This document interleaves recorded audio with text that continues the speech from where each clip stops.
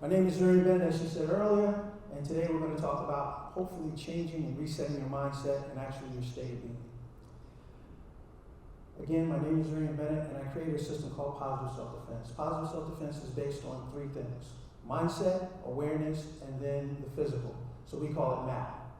But before I get into that, I'd like to tell you a little story, if you'll bear with me. The story started in 2009. And in 2009, a young lady by the name of Jelly was in the 11th grade, going to the 12th grade. It's the last, I want you to picture this, it's the last days of school, last couple of days of school, summer is about to start. And of course, last day, everybody knows cop in high school, everybody's running around kind of raucous, having a good time, feeling the fact that soon summer is about to start and we'll be out of here. So, Jelly's walking down the hallway with one of her friends. And as they're walking, kids are running around. She looks behind her and she sees some guy, a large guy, running towards her. But she ignores it. She keeps walking because everybody else is acting a little crazy too. So then her and her friend get to the locker. He turns, goes to open up his locker. And as he turns to open up his locker and starts messing with it, the kid that was running up behind him stops, grabs him by the shoulder, pulls him around, hits him. He falls back, hits his head up against the locker, falls down on the ground. Then he looks to Jelly, puts his hands up in her face and says, "What do you got to say about it?" Jelly knocks his hands out of her face, hits him, boom, boom, boom, kicks him, bang, takes him down to the ground. Okay. A few minutes later, or a few seconds later, some of the faculty and other students come over there. They help the gentleman that's knocked out, or they help the two gentlemen that are knocked out. One goes to the nurse's office, and the other one gets taken off, and eventually he gets arrested. We fast forward in this. About 2 weeks later, Jelly gets a summons telling her that she needs to come to court. The reason she needs to come to court is because she needs to testify against the one child that struck the other. So she gets the date. Her father and her go to court. They go check in. They tell them what courtroom they need to go to. They tell them to go up there, upstairs to where the courtroom is. They tell them, go ahead, have a seat here in the hallway, and we'll be calling you up so that you can actually do your testifying. So as they're sitting there, Jelly and her father are just sitting there minding their business, and this officer comes walking down.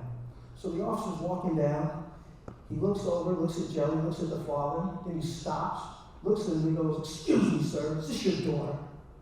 And the father, kind of taken aback by the attitude of the officer and his demeanor, he stands up, he says, "Yes, it's my daughter. Is there a problem?"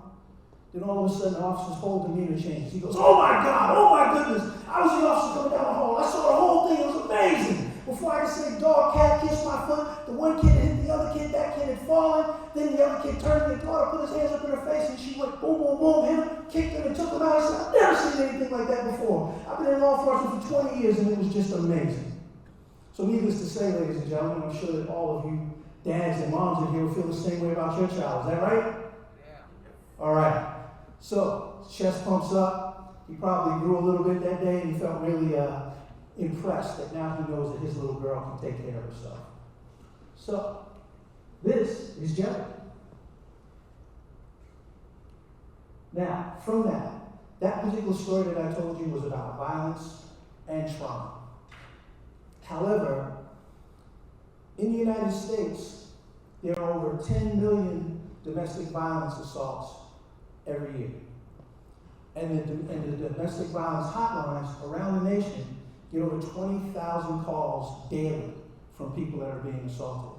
Now, the reason that I tell you this particular story is because I want to give you the impact. Positive self-defense, or M.A.P, as in mind, awareness, and of course the physical, isn't just about some physical altercation. It's about how you deal with life every day.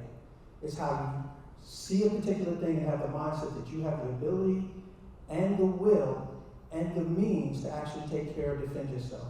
Or that could be in the courtroom, that could be in the boardroom, that could be in your office, that could be in a meeting, anything that you want to apply it to. Because it's all about you realizing that you have certain powers, that you are in control of your life. Now, I said that we call it M.A.Ps, all right, mindset.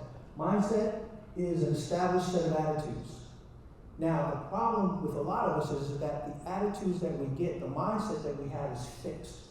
And that fixed mindset is based on what? Our experiences, where we grew up, our friends, our associates, and our parents.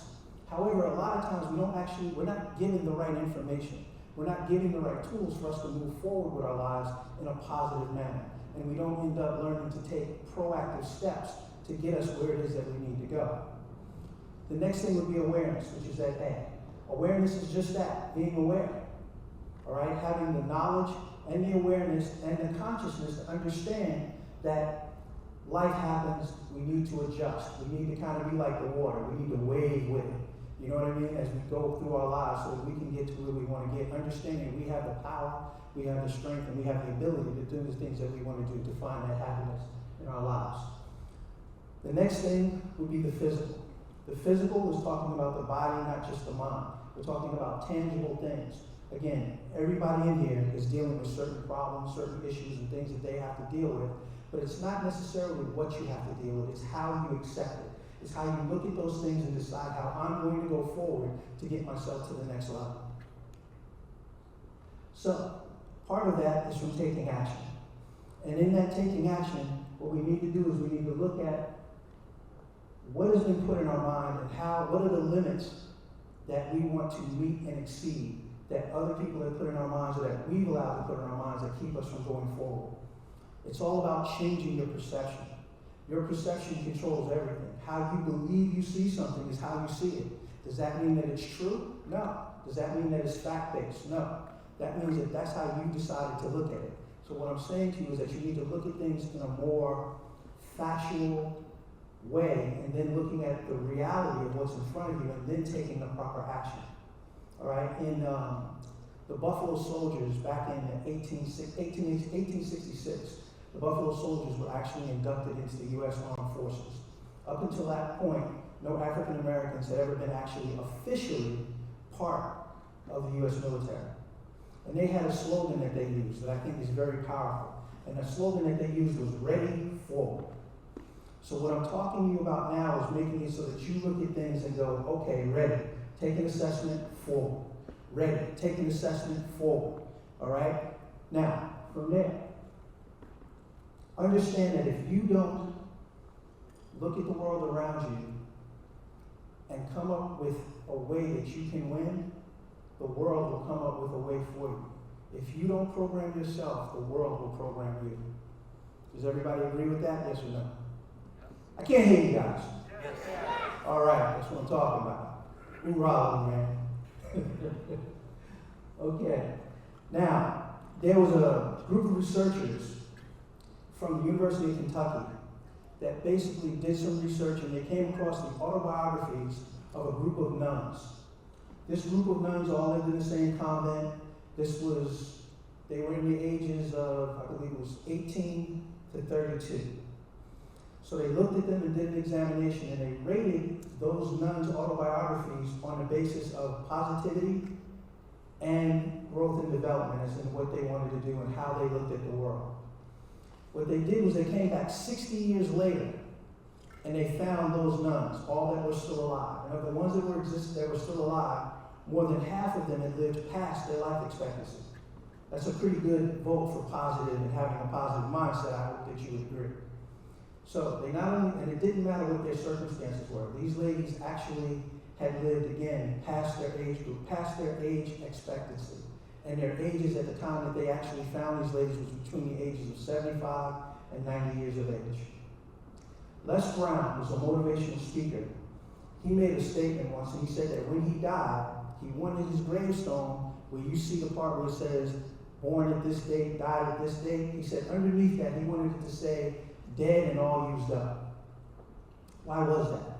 The reason that he said that is because he said that in most cemeteries are the dreams, hopes, and desires of people that never lived their dream, that never stepped outside of their bubble to meet themselves, to meet the challenges that they had in front of them. They shied away from them. Sorry about that. They shied away from them. What he's saying is that inside those cemeteries is possibly the cure for cancer, the way to fix the economic problems that we have today, the social problems that we have today, cancer, and all those other things that ail us. Those things died in those graveyards because those people never stepped outside of their bubble. And that's a very sad thing, especially when you look at the world we live in today and some of the problems that we're having. Questions? Sorry about the video. Sorry about the slide, ladies and gentlemen. Questions. Here's the questions. What is it that you want out of life? What are the things that you want to accomplish? What are the things that you want to happen in your life to make you happy, or to make the people that you love and care for happy in your life? That's question one. The next question is, what are you going to do? How can you make these things happen? What are the things that you can do to make these things come a reality? The only person that knows that answer is you. But also understand that there are people out there that can help you on your journey. They're out there. You just have to be open-minded to look and find them. You have to have that open-mindedness to understand that the world, that what happens to you happens to everybody. It's not just you. Make that adjustment and make that move as you move forward in your overall life so that you can work on your own development and become the person that you want to be. The story that I told you about Jelly, when she was attacked, the guy that attacked her didn't see her as a threat. He didn't see her as somebody that he had to deal with or give the respect to address first. So he went to the person who he thought was bigger and stronger. However, Jelly's size didn't deter her from defending herself. And as we can hear from just the story that I'm telling you, his perception was wrong. Okay? He thought he was the wolf attacking the rabbit when the rabbit was weak, but the rabbit wasn't weak. Jelly is taking what we call positive self-defense and that mindset awareness and the physical and taking it to the next level of her overall life. In 2010, she graduated, she went to college. After 4 years of college, she graduated with a bachelor's in business administration, and she graduated with a bachelor's in international business. She's also now gone on and got a master's in intelligence, and she's in an extremely high-stress job, but she's actually one of the go-to people in what she does. And we've been able to help other people who do the same thing. Again, the whole concept is making people aware of what their power is, what their abilities are, and giving them a chance to see that and to move to the next level. I give the same challenge to you. Don't wait to take action. Take action to be ready. Ladies and gentlemen, my name is Zurriane Bennett, and remember too, today is now. Thank you.